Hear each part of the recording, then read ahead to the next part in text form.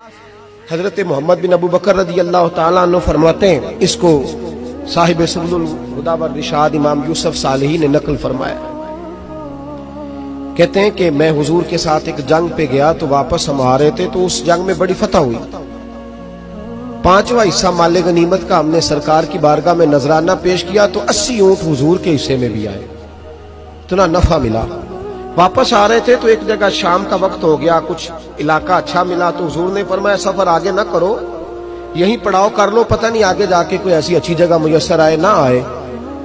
हालांकि हुजूर सारा कुछ जानते हैं, पर तालीम उम्मत के लिए फरमाया यही। कहते खेमे लग गए, रुक गए। एक एक खेमे में 2-2 4-4 आदमी।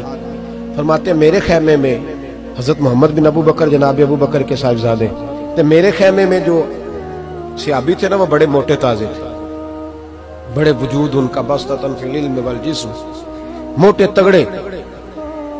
मगरिब की नमाज पढ़ने हम हुजूर अलैहिस्सलाम की बारगाह आली मर्तबत में हाजिर हुए। हुजूर के पीछे नमाज पढ़ी इख्तिदा में। कहते नमाज मुकम्मल करके ना तो सियाबी का दिल किया मैं दस्तबोसी करूं। उस जमाने में लोग लकड़ी के जूते पहनते थे, खड़ाओं कहा जाता था। हुजूर के कदमैन शरीफैन पर नालैने मुकद्दस नहीं थे और हुजूर का वजूद ना बड़ा नाजुक था। सहाबा कहते हैं जब दस्ते मुबारक में हाथ मिलाते थे तो हुजूर का दस्ते मुबारक कस्तूरी से ज्यादा खुशबू वाला होता था और बर्फ से ज्यादा ठंडा होता था।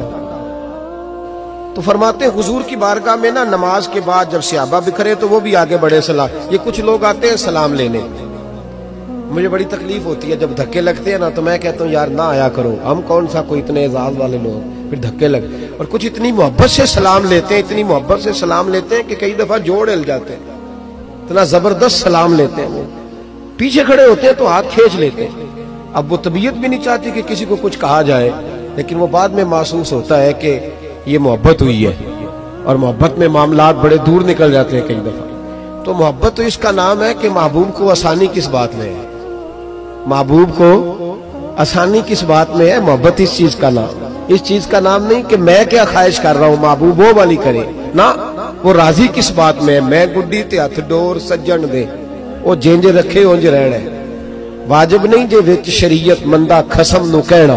बात तो ये है कि उसको आसानी किस बात में, आमदाम बरसरे मतलब।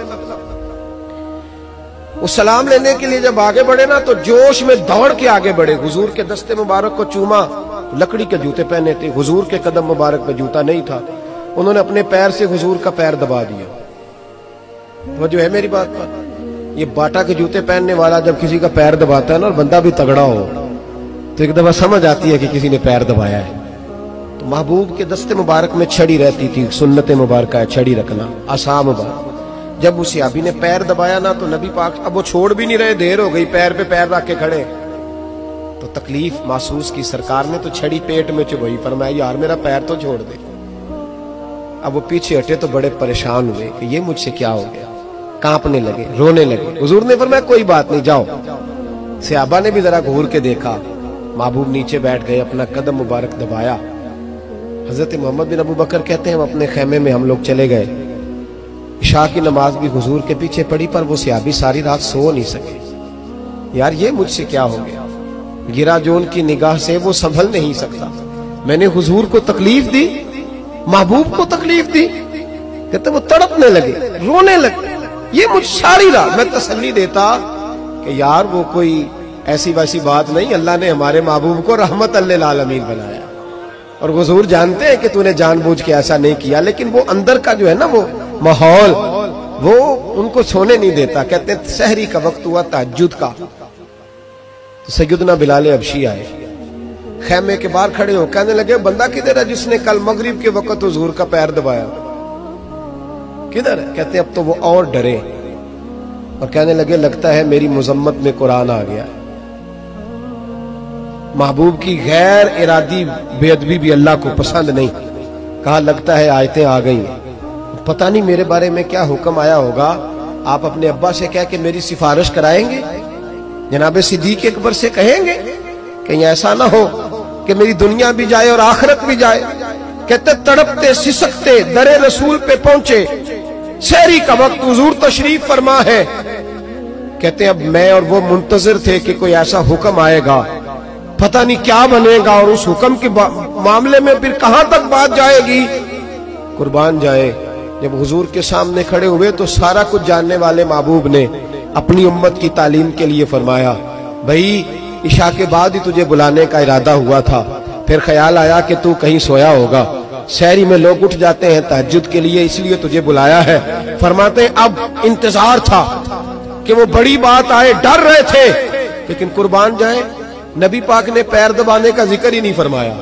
हुजूर फरमाने लगे, बुलाया इसलिए है कि कल शाम मैंने तेरे पेट में छड़ी चबो दी थी, तुझे तकलीफ हुई होगी तो अल्लाह की रिजा के लिए माफ नहीं कर देता।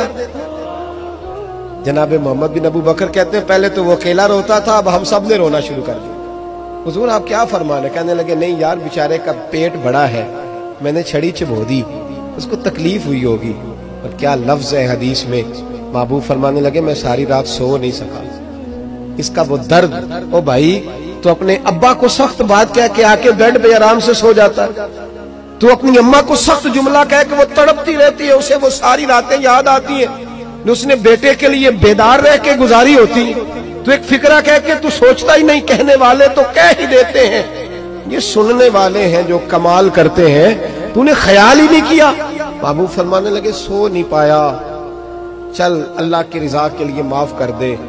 तो कहने लगे, हुजूर वो तो मैंने पैर दबाया था, इसलिए आपने मुझे छड़ी चबोई, आप क्या कह रहे हैं? तो महबूब फरमा, देखे वजाहत देखे, महबूब फरमाने लगे, तूने तो अन देखे पैर दबाया था, मैं तो देख रहा था, मुझे नहीं छड़ी चबोनी चाहिए थी, चल तू क्या, मैंने माफ किया।